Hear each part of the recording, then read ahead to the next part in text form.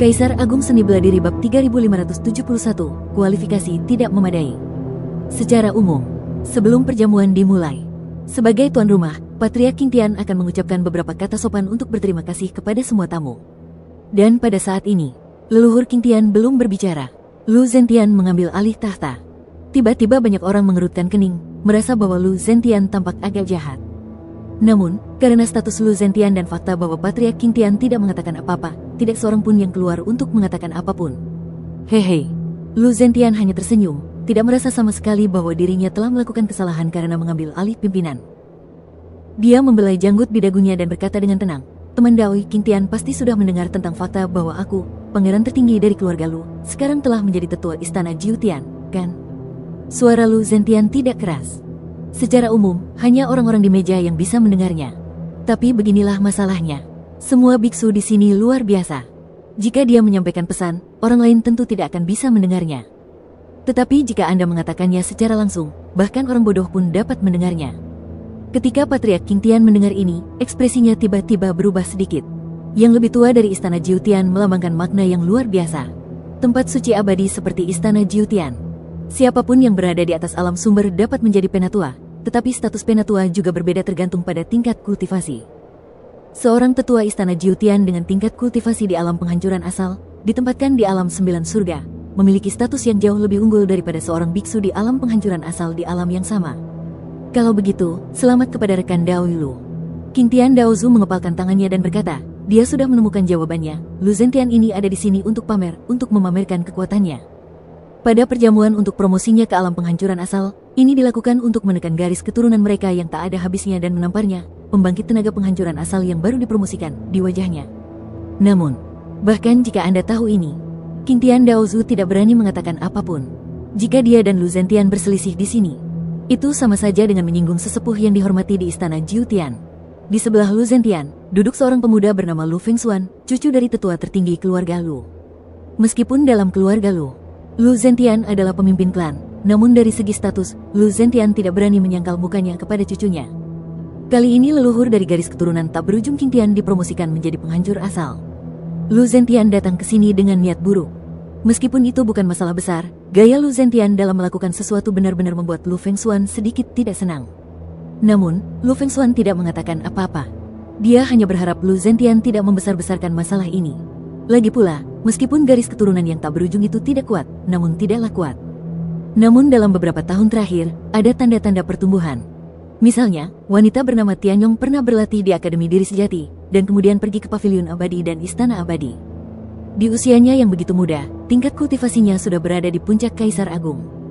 Dia juga telah mengembangkan Jalan Agung Waktu, yang memiliki potensi besar. Leluhur King Tian juga menerobos ke alam penghancuran sumber. Dan konon Luo Xiu, sang jenius tak terkalahkan yang menggerakkan kedua dunia, juga berasal dari garis keturunan yang tak berujung. Dari aspek-aspek ini, garis keturunan yang tak berujung mungkin merupakan tanda kebangkitannya. Jika Lu Zentian menyinggung garis keturunan ini terlalu keras, itu bukanlah tindakan yang bijaksana bagi seorang pemimpin klan. Saya dengar Anda punya banyak sekali orang berbakat, dan Tianyong disebut sebagai putri surga yang sombong, dengan bakat yang tak tertandingi. Lu Zentian berbicara dengan fasih, dan terdengar seperti dia sedang memuji. Namun kemudian, dia mengubah suaranya dan berkata sambil tersenyum, "Tetapi sejujurnya, dengan warisan dan kemampuanmu yang tak terbatas, aku khawatir kamu tidak akan mampu membimbing gadis yang begitu sombong menuju puncak praktik spiritual." Kepala klan Lu, apa maksudmu? Wajah Patriark King Tian menjadi gelap. Banyak tamu yang hadir pun terdiam dan terdiam seketika. "Haha, maksudku sangat sederhana." Lu Zentian tersenyum, tidak peduli dengan penampilan orang-orang di sekitarnya, dan melanjutkan, "Fengshuan adalah cucuku dari keluarga Lu. Dia sangat berbakat. Jika Tianyong bisa menikahinya, itu akan menjadi kesepakatan yang bagus." "Lu Zentian, kamu sudah bertindak terlalu jauh." Tidak peduli seberapa baik hati Patriark King Tian, dia benar-benar marah saat ini.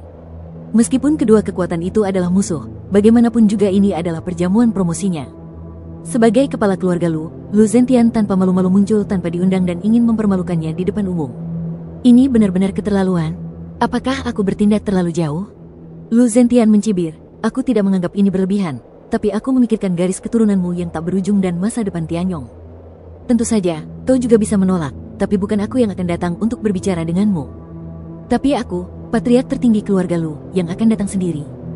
Mungkinkah Anda, rekan Taois King Tian, merasa bahwa karena Anda telah menembus alam penghancuran asal, Anda berhak untuk tidak menganggap serius saya, yang mulia keluarga Lu.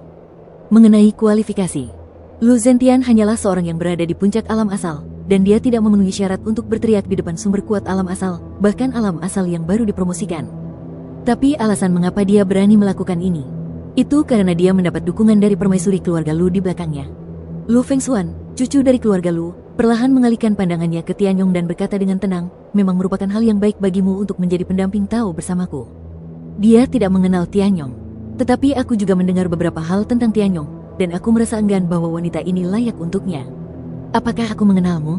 Aku sudah punya pasangan Tao. Tianyong memeluk lengan Luo Xiu di sampingnya. Tidak peduli apa yang dikatakan orang lain, setidaknya takdirnya sendiri tidak dapat dikendalikan oleh orang lain. Haha, Lu Fengshuan tersenyum tipis dan menoleh ke arah Luo Xiu. Biarkan aku menasihatimu. Yang terpenting adalah memiliki kesadaran diri. Apakah kau mengerti? Luo Xiu mendengar ini. Dia menggelengkan kepalanya dan tersenyum. Elf Qiuxiang, apakah kamu juga berpikir begitu? Ketika Luo Xiu berbicara, dia tidak memandang Lu Fengshuan. Dia juga tidak pergi menemui Lu Zentian. Sebaliknya, dia melihat ke sudut aula yang kosong. Pertama, Lu Zentian mengetuk gunung dan mengguncang harimau. Lalu kau, tetua istana Jiutian, bersembunyi di kegelapan. Sepertinya keluarga Lumu berencana untuk memakan garis keturunan yang tak ada habisnya. Saat Luo Xiu berbicara, seketika mata semua orang tertuju padanya. Apa artinya? Dan tepat ketika semua orang terkejut, sudut yang sepi itu, riak muncul di angkasa. Seorang lelaki tua berpakaian putih berjalan keluar, matanya tampak serius. Kakek, Lu Fengshuan tercengang. Dia tidak tahu bahwa kakeknya juga ada di sini. Yang mulia, Lu Zentian juga tercengang. Bukan karena tetua tertinggi muncul di sini, karena masalah ini diatur oleh tetua tertinggi. Dia berencana untuk menikahi wanita bernama Tianyong dan menjadi istri keluarga Lu. Alasan dia tercengang adalah, siapakah pemuda ini? Mengapa dia bisa melihat tetua tertinggi bersembunyi dalam kegelapan? Tetapi pada saat ini, Lu Qiuxiang tidak punya niat untuk memperhatikan kedua orang ini. Matanya yang tua menatap Luo Xiu yang sedang duduk dengan tenang di meja makan, dan berkata, Luo Xiu, keluarga Lu kami tidak berniat menjadi musuhmu. Begitu kata-kata itu keluar, semua orang terdiam. Luo Xiu. Banyak biksu di dunia abadi yang belum pernah melihat Luo Xiu. Tetapi setidaknya tidak ada seorang pun yang pernah mendengar tentang Luo Xiu. Penguasa gerbang kekaisaran, jenius yang tak terkalahkan, yang terkuat di daftar alam sumber. Tidak peduli identitas apapun yang Anda miliki, itu sudah cukup untuk membuat sebagian besar orang yang hadir mengagumi Anda. Karena kamu tidak berniat menjadi musuh, maka bawalah orang-orangmu dan pergi. Luo Xiu menyipitkan matanya. Dia tentu saja tahu tentang Lu Qiuxiang. Dengan tingkat kultivasi di tahap tengah alam penghancuran asal, tetua istana 9 surga, apapun identitasnya, lebih unggul di alam 9 surga. Tapi di depan Luo Xiu, kualifikasi untuk status ini tidak cukup. Bab 3572 kedua pihak bergabung untuk saling membunuh. Di aula utama, tak seorang pun yang hadir berani berseru dengan keras. Luo Xiu sebenarnya tidak menginginkan profil setinggi itu. Tapi karena dia duduk di sini, lalu ada beberapa hal yang tidak bisa diabaikannya. Bagaimana dengan keluhan antara keluarga Lu dan garis keturunan yang tak ada habisnya? Itu sebenarnya tidak ada hubungannya dengan dia. Tetapi karena anggota keluarga Lu ini telah tertuju pada Tianyong, Luo Xiu tidak dapat mentolerirnya. Bencana sedang mendekat. Luo Xiu tidak ingin membesar-besarkan masalah. Jadi dia tidak mengambil tindakan, namun membiarkan Lu Qiuxiang mundur saat ia melihat kesulitannya. Bagus. Lu Qiuxiang mengangguk dan menangkupkan kedua tangannya. Masalah ini adalah kesalahan keluarga Lu. Luo Xiu tidak mengatakan apapun. Lu Qiuxiang mengepalkan tangannya lagi, lalu mengangkat tangannya dan menghilang bersama Lu Zentian dan Lu Fengshuan. Orang kuat di alam penghancuran sumber datang dan pergi tanpa jejak. Mengenai kepergian keluarga Lu, Luo Xiu tidak menghentikannya. Selama Lu Qiuxiang tidak bodoh, dia seharusnya mengerti bahwa selama Luo Xiu masih ada, keluarga Lu tidak akan berani melakukan apapun terhadap garis keturunan Wuren di masa depan. Yun Tianyu membawanya ke istana Jiutian saat itu. Sekarang dia tidak membutuhkan perlindungan Yun Tianyu dan kekuatannya sendiri berada di puncak level sumber. Lu Qiuxiang memahami semua ini, jadi dia berinisiatif untuk menundukkan kepalanya. Adapun Tianyong, tentu saja dia akan mengikuti Luo Xiu ke gerbang kaisar. Pada titik ini, garis keturunan yang tak berujung tidak akan menghentikannya, karena Tianyong juga akan mengambil inisiatif untuk pergi bersamanya. Waktu berlalu dengan tenang. Setelah kejadian yang tak berujung, Luo Xiu membawa Tianyong kembali ke gerbang kaisar. Perkara Lu Qiuxiang hanya sebuah episode. Luo Xiu menghabiskan sebagian besar kehidupan sehari-harinya untuk berlatih. Ia terus menyimpulkan dan menyempurnakan tahap pembentukan jalur dari keterampilan penciptaan asli, berharap menemukan kesempatan untuk menerobos ke tahap ketiga. Namun alam ketiga ini sangatlah sulit. Alam ketiga setelah memurnikan benih dan membentuk jalan memiliki bentangan yang luas. Menurut catatan keterampilan penciptaan asli dan deduksi Luoxiu sendiri, keterampilan ini hanya dapat dipraktikkan setelah mencapai tingkat abadi. Artinya, sekalipun kultivasi Luoxiu tidak mencapai tingkat keabadian, setidaknya prinsip Taonya harus mencapai tingkat keabadian sebelum dia dapat mencoba menerobos ke alam ketiga dari keterampilan penciptaan asli. Wilayah ini, judulnya keabadian. Berbeda dengan inti mayat hidup dari ras mayat hidup yang menghancurkan dunia virtual. Keabadian dari keterampilan penciptaan asli adalah sejenis keabadian yang mendekati keabadian sejati. Begitu dia mencapai keadaan ini, bahkan jika dia bertemu dengan makhluk yang kekuatan kultivasinya jauh melebihi dirinya, dia tidak akan mudah jatuh dan menyelamatkan hidupnya. Sarana akan sangat ditingkatkan. Tingkat kultivasinya juga mendekati tahap kemacetan. Butuh waktu untuk mengendap dan terakumulasi. Pertama-tama, kultivasi diri sendiri perlu dipoles, dari tahap akhir roda sumber hingga puncak roda sumber. Kedua, Taonya perlu menerobos dari tingkat penghancuran sumber ke tingkat keabadian. Namun baru-baru ini, Luoxiu tidak hanya berlatih. Dunia abadi tampaknya damai, tetapi sebenarnya ada arus bawah. Kecuali Yun Tianyu mengingatkannya lebih dari sekali untuk berhati-hati baru-baru ini. Bahkan Luoxiu sendiri merasakan tanda bahwa badai akan datang. Apakah kau akan memasang jebakan untuk membunuhku lagi? Mata Luoxiu dipenuhi dengan rasa dingin. Dia ingin melihat bagaimana dunia Miexu akan memasang jebakan untuk membunuhnya kali ini. Apakah mereka akan mengirimkan ahli tingkat abadi? Namun, pada level immortal, satu gerakan saja dapat memengaruhi seluruh tubuh. Mudah saja, World of Destruction tidak akan mengirimkan orang-orang kuat setingkat ini. Meskipun para ahli tingkat master memiliki kemampuan untuk membangkitkan beberapa ahli yang tumbang. Namun, kebangkitan semacam ini bukan tanpa biaya. Tidak apa-apa untuk membangkitkan Yuan Mi. Inilah sebabnya Luoxiu membunuh Yuan Mi satu demi satu, tetapi sebenarnya sulit untuk menyebabkan kerugian besar bagi dunia Misu. Namun, jika Anda ingin membangkitkan orang yang kuat di atas level abadi, maka bahkan sang master pun harus membayar harga yang mahal. Kecuali untuk beberapa orang yang sangat penting, umumnya bahkan sang master tidak akan dengan mudah membangkitkan level abadi. Di gerbang Kaisar, Luoxiu akan memberikan arahan kepada gadis-gadis itu dalam latihan mereka saat dia punya waktu. Pada saat yang sama, dekat gerbang Kaisar, sudut yang tidak diketahui, ada lingkaran sihir khusus yang menghalangi semua persepsi napas. Lebih dari selusin tokoh muncul di sini. Di antara mereka, 8 sosok diselimuti aura prinsip Dao Miexu. Tidak diragukan lagi bahwa mereka adalah orang-orang kuat dari dunia Miexu, dan mereka semua berada di sumber level Miexu. Dan di samping 8 angka ini, ada 8 sosok lainnya. Aura di tubuh mereka sangat istimewa, tidak termasuk keabadian, juga bukan milik Misu. Salah satu lelaki tua, dengan mata seperti rune misterius, berbicara perlahan, anomali itu harus dihilangkan. Kali ini, di bawah perintah pendeta tinggi, aku akan bergabung dengan kalian para pembudidaya pemusnahan. Kita harus membunuh mereka dengan satu serangan dan menyelesaikan misi. Operasi ini, jelas bukan lagi aksi pihak yang menghancurkan dunia virtual. Namun ada garis keturunan perampas kehidupan yang terlibat. Tidak peduli apakah itu pihak yang memusnahkan atau pihak yang kekal. Silsilah perampas kehidupan selalu misterius dan istimewa. Tidak seorang pun tahu dari mana silsilah ini berasal atau di mana akarnya. Tindakan Ziyan dan Black Mi tidak direncanakan. Namun, kedua orang yang kurang beruntung ini juga membunyikan peringatan kepada dunia kehancuran dan garis keturunan perampas kehidupan, karena Luoxiu telah menunjukkan kekuatan untuk membunuh sumber kehancuran tahap akhir. Kini, garis keturunan perampas kehidupan telah bergabung, dan operasi ini juga direncanakan dan diatur oleh perampas kehidupan. 8 penghancur kekosongan yang kuat dan 8 perebut kehidupan merupakan barisan yang sangat kuat. Jika ada yang mengira bahwa para perampas kehidupan hanyalah sekelompok orang yang dapat menyimpulkan dan memata-matai takdir, mereka salah besar. Para perampas kehidupan juga sangat kuat dalam kultivasi dan kekuatan mereka. Mereka memiliki beberapa cara khusus untuk membuat dua dunia kehancuran dan keabadian. Semua ahli top pasti takut. Pemimpin perampas kekuasaan adalah seorang lelaki tua bernama Lin Cheng. Masing-masing dari 16 orang kuat yang berkumpul di kedua belah pihak memiliki kekuatan sumber kehancuran, yang dapat dengan mudah menghancurkan pihak manapun di dunia abadi tanpa keabadian. Kekuatan yang luar biasa. Operasi ini dilakukan secara rahasia. Yang terpenting adalah menghindari Yun Tianyu. Bagaimanapun, Yun Tianyu berada di level Raja Abadi. Bukan hal yang baik untuk menyinggung orang sekuat itu. Dalam rencana ini, kita hanya punya satu tujuan, yaitu membunuh Luoxiu. Meskipun dia hanya seorang biksu muda, membunuhnya pada dasarnya sama saja dengan menghancurkan masa depan dunia abadi. Suara Lin Cheng rendah dan serak, jelas mencapai telinga setiap pria kuat yang hadir. Tuan Lin benar. Anak ini tumbuh terlalu cepat. Jika dia dibiarkan terus tumbuh, dia setidaknya akan berada di level Raja Abadi, dan bahkan mungkin tumbuh ke level Master. Selama dia bisa dibunuh, orang-orang kuat lainnya di dunia abadi tidak perlu khawatir. Hanya penampilan Luo Xiu ini yang berada di luar kendali kita. Sama seperti kekhawatiran orang-orang berkuasa ini. Tingkat pertumbuhan Luo Xiu terlalu cepat dan luar biasa. Dulu aku masih junior yang bahkan tidak punya kekuatan untuk mencapai alam asal. Tiba-tiba, dia bangkit dengan kuat, dan kekuatannya sebanding dengan Origin Realm, dan kemudian dengan cepat menjadi lebih kuat.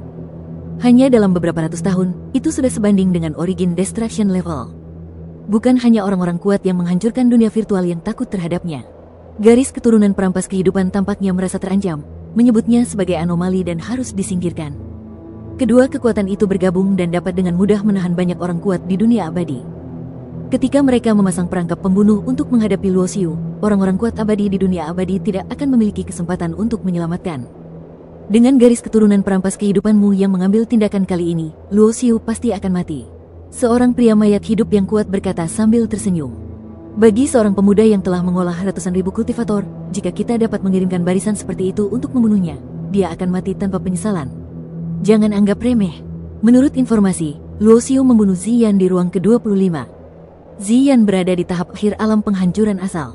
Meskipun ada juga informasi bahwa Luo Xiu menggunakan teknik rahasia untuk membunuh Ziyan. Dia dimusnahkan, dan kemudian menderita serangan balik dari teknik rahasia itu. Tetapi ini sudah cukup untuk menunjukkan bahwa dia sangat kuat, kata seorang perampas kehidupan dengan suara yang dalam. Tidak apa-apa, tidak masalah meskipun dia memiliki kekuatan Yuan Mi tahap akhir, aku berada di puncak Yuan Mi. Pria kuat dari mayat hidup itu tersenyum. Tahap akhir penghancuran asal dan tahap puncak penghancuran asal adalah konsep yang sepenuhnya berbeda. Kekuatannya berada di puncak alam asal, kedua setelah keabadian. Selama dia tetap abadi, dia akan menjadi tak terkalahkan di puncak Origin Destruction.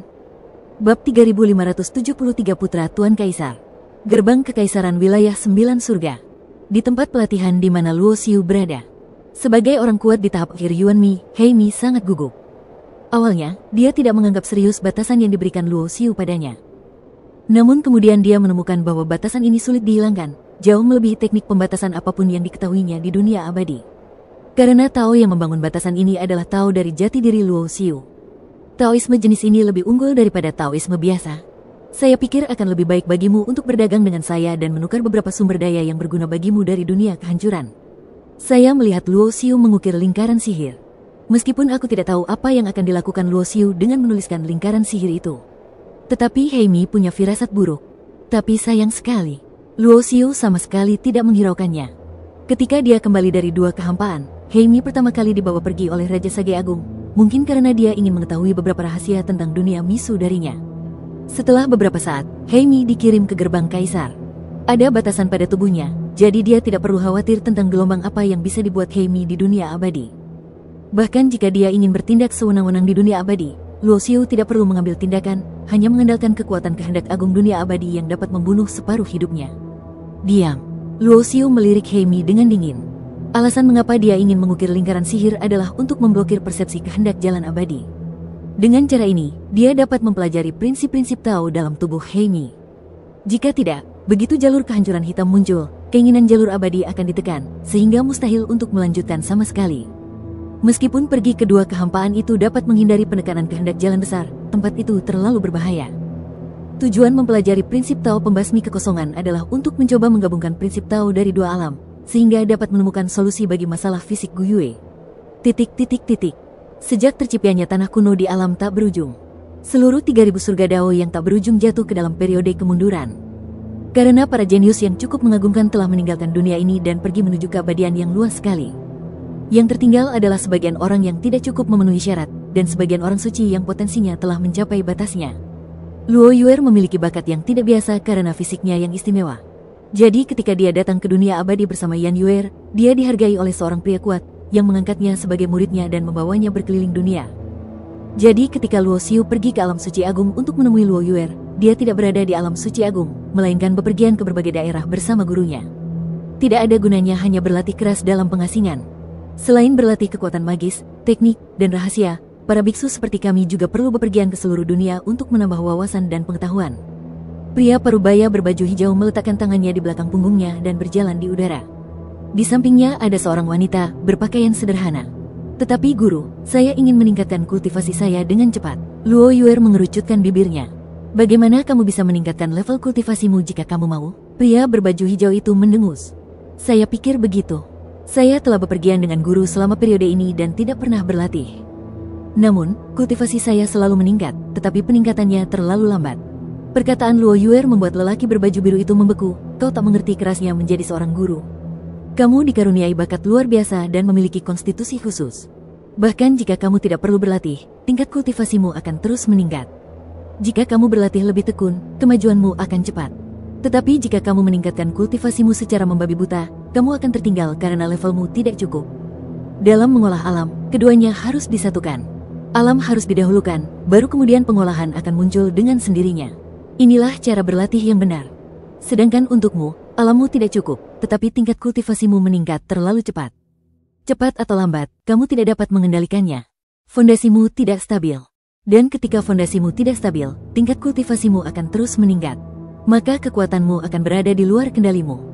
Setelah mengatakan ini, pria berbaju hijau itu melirik Luo Yuer dan berkata, itu seperti kembang api, meledak dengan keras. Guru tahu bagaimana menakut-nakuti saya. Luo Yuer tidak senang.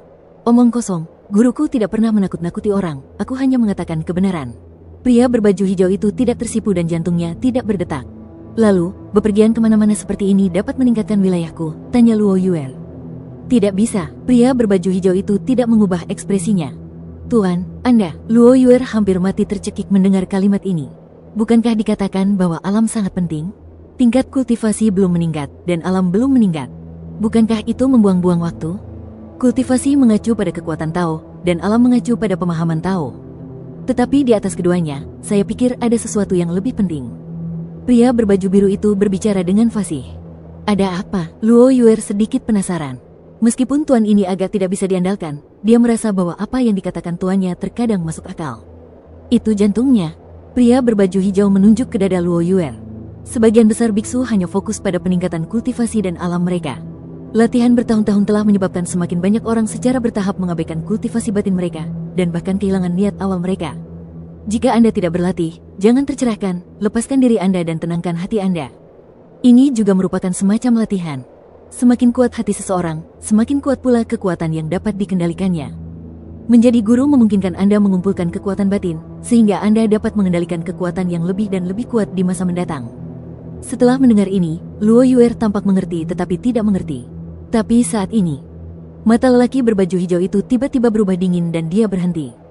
Sebab tak jauh di depan, sesosok tubuh berjubah hitam muncul tanpa suara. Kecuali sosok berjubah hitam ini. Di belakangnya, muncul 7 sosok lagi berjubah hitam. Jumlah mereka ada 8, dan aura yang dipancarkan masing-masing sosok berjubah hitam berada pada level puncak penghancuran asal. Puncak kehancuran sumber, kedua setelah keabadian. Ini sudah merupakan kekuatan yang luar biasa dahsyatnya. Kaisar Zantian. Suara serak dari tokoh utama berjubah hitam itu terdengar. Dialah Lin Cheng, pemimpin 8 perampas kekuasaan. Kaisar surga yang menggemparkan kedua dunia pada era bencana terakhir. Sosok Lin Cheng perlahan melayang. Kami, garis keturunan perebut kehidupan, tidak berniat menjadi musuhmu. Selama kamu menyerahkan gadis kecil ini, kami akan segera pergi. Pria berbaju hijau itu tidak memiliki ekspresi apapun di wajahnya. Namanya adalah Kaisar Zantian. Sebuah nama yang hanya sedikit orang yang tahu. Di era bencana terakhir, dia sangat makmur dan membunuh 3 raja abadi dengan kekuatannya sendiri. Konon katanya untuk membangkitkan kembali 3 raja abadi. Penguasa dunia yang menghancurkan kehampaan membayar harga yang mahal untuk ini, dan perlu tidur selama ribuan era yang kacau sebelum dia bisa bangun. Namun, Kaisar Zantian hampir mati. Meskipun dia selamat, tingkat kultivasinya juga menurun, seperti mantan Kaisar Master. Namun, hanya sedikit orang yang tahu. Kaisar Zantian juga memiliki identitas lain. Itu adalah putra dari Master Kekaisaran. Bab 3574, Teknik Takdir. Bukan keturunan, melainkan putra dari majikan sang kaisar. Tentu, dia bukan keturunan langsung dari majikan sang kaisar, melainkan anak angkat. Sejak Perang Bencana Kedua, Kaisar Zantian menghilang tanpa jejak, dan hanya sedikit orang yang mengetahui keberadaan dan tempat tinggalnya. Untuk pria kuat tingkat abadi, jatuh ke alam itu lebih menakutkan daripada kematian. Karena setelah mati dan meninggal, seseorang masih bisa dibangkitkan oleh sang guru. Setelah dibangkitkan, tingkat kultivasinya masih abadi. Namun, keadaannya berbeda saat kerajaan runtuh. Sulit untuk pulih, dan seluruh hidup Anda terasa hancur. Bahkan jika dia bunuh diri dan meninggal, sang guru hanya dapat membangkitkan dia kembali ke saat sebelum kehancuran sementara, dan dia akan tetap berada pada tingkat kultivasi yang sama setelah kehancurannya. Perampas kehidupan, apakah kamu masih bertindak? Mata Di Zantian dingin. Target pihak lain adalah muridnya Luo Yuer. Oleh karena itu, Kaisar Zantian tahu tanpa perlu berpikir panjang bahwa tujuan pihak lain membawa Luo Yuer adalah untuk berurusan dengan Luo Xiu. Karena Luo Yuer adalah saudara perempuan Luo Xiu. Sepertinya dia adalah anak angkat dari majikan sang kaisar. Luo Yuer adalah saudara angkat Luo Xiu. Ledakan. Aura Tao yang bergejolak dan agung meledak dari tubuh Kaisar Zantian, dan Taoisme emasnya sangat cemerlang. Saat terjadi perang dua dunia, aku bisa membunuh 3 raja abadi. Kalian hanya sekumpulan sampah yang tidak tahu malu, dan kalian berani datang dan berteriak di hadapanku. Di masa lalu, dia tenang, rendah hati dan acuh tak acuh. Pada saat ini, kekacauan pun terjadi, bagaikan satu generasi orang gila yang bangkit dari tidurnya, matanya bagai api, dan hasrat membunuh membumbung tinggi ke angkasa. Di Zantian, jika kamu masih Raja Abadi, kami tentu akan menjauh. Tapi sekarang kamu baru saja mencapai puncak Origin Destruction. Aku sarankan kamu untuk tidak terlalu lanjang. Suara Lin Cheng terdengar serius. Dia tidak ingin melawan Di Zantian kecuali jika harus, karena Di Zantian mampu membunuh 3 raja abadi saat itu, yang dengan sendirinya menunjukkan betapa kuatnya dia. Sekalipun jatuh ke awan dan kehilangan kekuatan abadi, ia tidak boleh diremehkan. Lagi pula, apa yang diperhatikan Di Zantian adalah jalan jati diri sejati, bukan jalan biasa. Datanglah dan mati. Di Zantian melangkah ke udara, dan suatu kekuatan menahan Luo Yuer di sampingnya. Dia muridku. Kalau kau ingin membawanya pergi, kau harus menginjak tubuhku. Sebagai seorang yang kuat di masa lalu, dia memiliki sikap acuh tak acuhnya sendiri. Bahkan jika itu berarti kematian, dia tidak akan membiarkan siapapun melewati batas dan prinsipnya. Sepertinya kamu tidak berencana berteman dengan siapapun. Suara Lin Cheng menjadi lebih gelap dan serak. Pada saat yang sama, Lin Cheng perlahan mengangkat salah satu tangannya. Bunuh dia. Ledakan. Ledakan. Ledakan. Dalam sekejap, beberapa perampas kehidupan yang diselimuti jubah hitam meledak dengan aura yang mengejutkan dan mengerikan, mengunci Kaisar Zantian. Dan di manakah kekosongan ini? Perampas kekuasaan telah memblokirnya dengan batasan khusus, dan orang-orang kuat di luar tidak dapat merasakan apa yang terjadi di sini sama sekali. Tao menyala bagai api kemasan. Mata Di Zantian sangat dingin. Ketika dia menekan segel itu dengan telapak tangannya, cahaya kemasan itu terang dan bergolak, bagaikan gelombang kemasan yang menerjang ke segala arah. Namun, keadaannya saat ini telah jatuh ke level puncak penghancuran asal dan dia tidak lagi memiliki kekuatan abadi seperti di masa lalu. 8 perampas kekuasaan itu bertindak serentak, menggunakan metode mereka sendiri untuk menghalangi gelombang emas itu. Haha, Kaisar Zantian, kamu juga melihatnya, kan? Sekarang, kalian bukan lagi makhluk abadi. Kalian hanya berada di puncak yang sama dengan kami. Tentu saja, kalian sendiri dapat mengalahkan siapapun dari kami, tetapi jika kalian ingin bersaing dengan 8 orang dari kami pada saat yang sama, kalian masih terlalu banyak. Berdengung. 8 perampas kehidupan melemparkan segel mereka pada saat yang sama, dan kekuatan yang secara khusus menyerang asal-usul jiwa melonjak dan menyebar. Kekuatan semacam ini cukup untuk membuat orang tenggelam, dan bahkan membuat para biksu di alam penghancur asal tercengang di tempat, dan mati tanpa mengetahui apa yang terjadi. Dulu, Master Kekaisaran menerobos garis keturunanku untuk mencuri teknik rahasia dan membunuh para kultivator garis keturunanku untuk merampas hidupku. Sekarang kami akan membunuhmu agar Master Kekaisaran juga bisa merasakan sakitnya kehilangan seorang putra. Tubuh perampas kehidupan tampaknya telah berubah menjadi hantu. Ini bukan kemampuan klan Void, tetapi kemampuan tingkat tinggi. Bahkan menembus penghalang dao emas dan mendekati lokasi Kaisar Zantian. Perampas kehidupan memiliki sistem praktik yang unik. Kekuatan yang mereka kembangkan bukanlah prinsip kehancuran, ataupun prinsip keabadian, tetapi sesuatu yang mereka sebut kekuatan takdir. Apakah kamu di sini untuk mati? Mata Kaisar Zantian berubah menjadi emas, dan api kemasan menyala di matanya. Mengaum. Dengan suara gemuruh, Kaisar Zantian membuat segel dengan telapak tangannya, dan jejak telapak tangan menutupi langit. Dunia di telapak tangannya menjadi kecewa, dan perampas kehidupan diselimuti oleh telapak tangannya. Ledakan. Telapak tangan ini cukup untuk membunuh petarung Yuanmi biasa dengan mudah, bahkan petarung Yuanmi tingkat akhir pun tak kuasa menghentikannya. Tapi pada saat ini, telapak tangan ini gagal membunuh perampas kehidupan. Kekuatan takdir terkondensasi menjadi tirai cahaya pertahanan, menghalangi hentakan telapak tangan. Puncak alam kehancuran sumber. Kalau lawan selevel ini sedang di puncaknya, dia pasti bisa menghancurkannya hanya dengan pikiran saja tanpa perlu mengambil tindakan. Tapi sekarang, seseorang yang berada di puncak Origin Destruction sudah cukup untuk bersaing dengannya dan menemui jalan buntu. Dan tepat saat itu, 7 perampas kekuasaan yang tersisa bergerak cepat, dan Dao Zewang yang emas tidak dapat menghentikan mereka, mendekat dengan cepat. Kaisar datang ke 9 surga. Kaisar Zantian meraung dan menggunakan teknik Tao lainnya. Dan metode ini adalah jati dirinya. Jalannya yang sejati adalah jalan kaisar. Dengan saya sebagai kaisar, dia sangat mendominasi. Oleh karena itu, Taoismenya juga merupakan kekuatan yang sangat mendominasi, yang memungkinkan dia untuk mengalahkan rekan-rekannya. 3 cakra sumber muncul di belakangnya. Pada saat yang sama, 3 roda sumber bergabung menjadi satu, berubah menjadi bayangan agung kaisar, dan jalur emas menjadi lebih intens dalam sekejap. 7 perampas kehidupan itu menyerbu ke arahnya. 6 diantaranya diblokir. Namun Lin Cheng, sang pemimpin, berhasil menerobos semua rintangan dan semakin dekat. Kaki, darah berceceran. Lin Cheng hanya melambaikan tangannya dengan santai, meninggalkan bekas luka di tubuh Di Zantian dengan darah mengalir. Mati. Segel Kaisar Zantian sangat kuat, mampu membunuh puncak penghancuran asal. Namun serangan ini gagal. Tubuh Lin Cheng berubah menjadi riak-riak, dan serangan Kaisar Zantian menembus tubuh hantunya tanpa menyebabkan kerusakan apapun. Teknik takdir. Ekspresi Di Zantian berubah. Haha, benar sekali, itu adalah teknik takdir. Lin Cheng tersenyum dingin. Saat itu, Master Kekaisaran mengambil banyak teknik rahasia dari garis keturunan pencuri nyawaku, tetapi dia tidak berhasil dalam teknik takdir yang paling dia inginkan.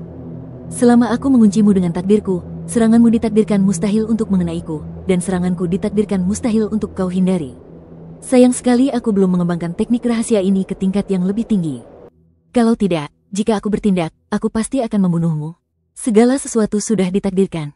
Ini adalah takdir. Teknik takdir para perampas kehidupan membuat banyak orang kuat di kedua dunia menjadi sangat takut. Bab 3575 Pertempuran melawan perampas kehidupan. Tatapan mata Lin Cheng tertuju pada Di Zantian dengan acuh tak acuh. Jika kau berada dalam kondisi abadi di puncakmu, teknik takdirku tidak akan efektif padamu. Tetapi kondisimu saat ini hanyalah kehancuran sumber, maka kau tidak akan memiliki kesempatan apapun di bawah teknik takdirku. Sambil berbicara, Lin Cheng melangkah maju dan berjalan menuju Kaisar Zantian. Hari ini saya akan menunjukkan kepada Anda apa teknik takdir yang sebenarnya. Tak satu pun dari 7 perampas kekuasaan lainnya mengambil tindakan. Mereka menatap Lin Cheng dengan sedikit rasa kagum. Karena dalam perampas kehidupan, tidak semua orang menguasai teknik takdir. Jika teknik takdir dikuasai, maka ia menjadi kebal. Tanyakan saja, lawanmu ditakdirkan untuk tidak dapat memukulmu, apapun yang terjadi. Namun seranganmu ditakdirkan untuk mengenai lawanmu. Teknik seperti itu dapat disebut fantasi. Itu adalah misteri yang hanya dapat dikuasai oleh para peramal yang telah mencapai tingkat takdir tertentu. Teknik takdir Lin Cheng baru dalam tahap awal.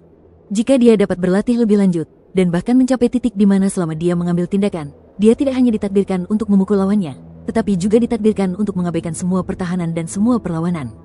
Dan bahkan, ditakdirkan untuk membunuh dengan satu serangan. Di Zantian mengulurkan tangan dan menyentuh luka berdarah di tubuhnya, mendengus dingin, dan menatap dingin ke arah Lin Cheng yang berjalan ke arahnya. Mati. Pada saat ini, Lin Cheng mengambil tindakan lagi dari jarak jauh. Telapak tangannya tampak tenggelam dalam kehampaan. Dan di saat berikutnya, tangannya melintasi penghalang ruang dan waktu dan muncul di atas kepala Kaisar Zantian. Ledakan. Pada saat ini, sebuah suara gemuruh bergema. Aura yang luas dan tak terduga menyapu kekosongan di langit. Sesosok tubuh merobek kekosongan dan muncul di samping Di Zantian. Hai orang-orang licik yang mempermainkan takdir, kalian benar-benar tidak tahu bagaimana cara menulis kata kematian. Suara dingin terdengar perlahan, dan orang-orang yang muncul di samping Di Zantian. Yang mengherankan, itu adalah Yun Tianyu. Dunia abadi. Keberadaan Raja Abadi. Faktanya, Yun Tianyu bukanlah seorang Raja Abadi biasa, tetapi seorang eksistensi teratas di tingkat Raja Abadi. Dia pernah memiliki kesempatan untuk hampir memasuki ranah dominasi. Dan pada saat yang sama, di samping Yun Tianyu, sosok lain juga berjalan keluar. Itu Luo Xiu. Apakah perampas kehidupan itu juga muncul? Saya benar-benar ingin mempelajari apa yang disebut seni takdir. Luo Xiu melangkah keluar dan melirik 8 perampas kekuasaan yang dipimpin oleh Lin Cheng. Yang abadi belum datang, jadi terserah padamu. Bahkan jika kakak senior tidak perlu mengambil tindakan, kamu tidak bisa membunuhku, kata Luo Xiu ringan. Wajah Lin Cheng dan yang lainnya tiba-tiba berubah karena terkejut. Mereka tidak peduli dengan penampilan Luo Xiu, karena mereka awalnya berencana memasang jebakan untuk membunuh Luo Xiu. Namun munculnya Yun Tianyu, itu sama sekali tidak direncanakan. Menurut rencana mereka, bukankah Raja Abadi Dunia Abadi harus mengambil tindakan untuk menahan Yun Tianyu dan Raja Abadi lainnya? Mengapa? Akankah Yun Tianyu muncul di sini lagi? Tanpa ragu sedikit pun, reaksi pertama Lin Cheng dan yang lainnya adalah melarikan diri, karena di depan Raja Abadi seperti Yun Tianyu, teknik takdir tidak ada gunanya. Meskipun teknik takdir sangat kuat, teknik ini juga bergantung pada tingkat kultivasi lawan. Jika tingkat kultivasi lawan jauh lebih tinggi dari Anda, teknik takdir tidak akan efektif dan hanya akan bekerja pada lawan yang tingkat kultivasinya sama atau lebih tinggi dari Anda. Kalian ini benar-benar sok suci. Apa kalian benar-benar berpikir kalian bisa datang dan pergi dengan bebas di dunia abadi kita? Yun Tianyu mencibir, mengangkat tangannya dan meraihnya di udara, mendistorsi waktu dan ruang ke segala arah. Dengan alam kultivasi tingkat Raja Abadi, dia mengendalikan Tao dan menyegel waktu dan ruang ini. Tidak seorang pun dapat melarikan diri. Sosok Luo Xiu berkelebat, dia membentuk segel tinju dengan telapak tangannya, dan meninju keluar, bagaikan aliran cahaya yang terang, mencabik-cabik jejak kehampaan. Bunuh dia. Lin Cheng juga menemukan bahwa kekosongan itu terhalang, dan seorang pria tingkat Raja Abadi mengambil tindakan. Kecuali jika orang kuat di pihaknya datang untuk menyelamatkannya, dia pada dasarnya tidak akan dapat melarikan diri. Dan dalam situasi ini tidak ada jalan keluar. Lin Cheng dan yang lainnya juga sangat marah. Bahkan jika mereka mati, setidaknya jika mereka dapat membunuh Luo Xiu, mereka akan menyelesaikan misi mereka. Pergilah ke neraka. Seorang perampas kehidupan meraung dan menggunakan teknik rahasia.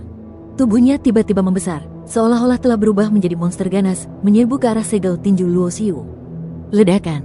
Raungan keras yang amat mengejutkan itu menggetarkan kehampaan di segala arah. Berpusat di tempat Luo Xiu bertabrakan dengan perampas kehidupan, riak menyebar seperti ombak besar yang membubung ke langit. Seni merampas kehidupan, mengubah karakteristik kehidupan seseorang dan mengubahnya menjadi suatu bentuk kekuatan. Luo Xiu menyipitkan matanya. Kata takdir mewakili dua makna. Salah satu maknanya adalah kehidupan. Salah satu maknanya adalah takdir. Semua peramal memiliki kemampuan prekognisi khusus, seperti mampu melihat pecahan masa depan. Dan tahu serta teknik yang dipraktikkan oleh perampas kehidupan itu sendiri. Ahli pengubah kehidupan biasa mempraktikkan seni kehidupan, yaitu mengubah bentuk kehidupan mereka sendiri, yang dapat diubah menjadi bentuk kekuatan, bentuk kecepatan, bentuk pertahanan, dan sebagainya. Sistem kultivasi seperti itu tidak mengenal keabadian dan pemusnahan. Hanya para ahli takdir yang berada di atas manusia biasa yang mampu mempraktikkan cara dan metode takdir, yaitu seni takdir. Tampaknya, perampas kehidupan yang bertarung melawan Luo Xiu berada pada level puncak penghancuran asal. Namun dia hanya seorang perampas takdir biasa dan belum mengamalkan teknik takdir. Apakah kamu ingin bersaing denganku dalam hal kekuatan? Senyum sinis muncul di sudut mulut Luo Xiu, dan tubuhnya yang tampaknya biasa saja tiba-tiba memancarkan kekuatan yang mengerikan. Evolusi diri sejati, kekuatan. Luo Xiu meraung, rambut ungu panjang yang menari-nari liar, telapak tangannya menghancurkan cakar si perampas nyawa dan mengiris dadanya bagai pisau. Perampas kehidupan dapat mengubah bentuk hidupnya dan bertransformasi menjadi binatang buas, meningkatkan kekuatannya dengan bentuk khusus. Dan dalam sistem kultivasi dunia abadi, di antara sekian banyak prinsip Tao, ada beberapa prinsip Tao yang berada di atas hukum-hukum biasa dan paling dekat dengan asal-usulnya, yaitu apa yang disebut prinsip-prinsip Tao tertinggi. Kekuasaan, waktu, ruang, Dao. Tao kekuatan tidak diragukan lagi merupakan salah satu prinsip Tao yang paling orisinal, karena ia hanyalah kekuatan yang murni dan hakiki. Dan pada saat ini, Luo Xiu menggunakan jati dirinya untuk mengembangkan kekuatan murni. Tao-nya sendiri adalah sumbernya, dan ia mengembangkan cara kekuatannya yang unik. Mengaum, sang perampas kehidupan meraung, dan bentuk kehidupan pun berubah lagi. Sebuah kekuatan tirani meledak dari tubuhnya, mengguncang tangan Luo Xiu yang telah melukai dadanya. Saat bergerak mundur, bentuk kehidupannya berubah dengan cepat, dan luka robeknya juga pulih dengan kecepatan yang mengkhawatirkan. Seni merebut kehidupan, mengembalikan bentuk. Bunuh dia. Pada saat yang sama, beberapa perampas kehidupan lainnya juga datang untuk membunuh mereka. Beberapa mengaktifkan bentuk kecepatan mereka, dan beberapa berubah menjadi bentuk kekuatan mereka. Lin Cheng bersembunyi dalam kegelapan dan melakukan seni takdir. Sehebat Kaisar Santian, dia tidak akan mampu menahan teknik takdirku. Luo Xiu ini pasti tidak akan mampu menahannya. Aku bisa membunuhnya dengan satu pukulan.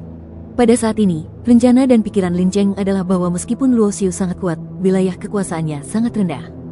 Ini adalah kekurangannya, dan itu juga merupakan tempat di mana ia dibatasi oleh seni takdir.